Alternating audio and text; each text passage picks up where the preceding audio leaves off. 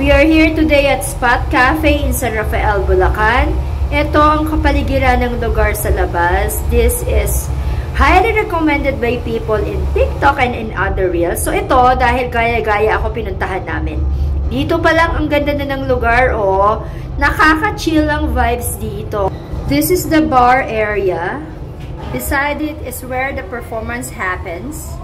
At ito ang kabuuan ng lugar ng Spot Cafe. Chill ang vibes, maganda, mapuno, mahangin, at very cute for me kasi I like yung mga nakalagay nila na mga quotations sa wall. Meeting Mary and Luis. First time din nila, oh. So, how's the food, guys? Nice. Pwede. Thank you, guys. See you in my vlog. Thank you. Meeting here the family from Plaridel, Bulacan. I am happy to meet you po. At siya po ang may-ari ng Susa Catering. Happy meeting you po. Thank you. Happily meeting friends from San Miguel, Bulacan. First time din nila. So, kamusta po? Nasarapan naman kayo sa food? Okay. So, recommending? Alright, recommending. Thank you po. This is Kuya Marvin. Sisigat Pansit Canton. Sarap.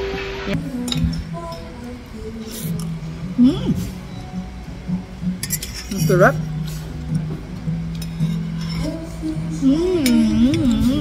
Baby pusit. Baked scallops. Sarap. And for dessert, halo-halo. And Spanish latte. Coffee for daddy. Our total bill is 1465.80. Pwede. Yan. Wala lang silang credit card. So cash or GCash. Ang aming verdict, we like this Spot Cafe in San Rafael, Bulacan. Sulit ang biyahe na malayo. Kaya, for more of anything, happy at ang pagkain dito sa Spot Cafe. Please do visit our blog at www.ocasionsofjoy.com. See you there, guys. And thank you for watching. Enjoy life and be kind.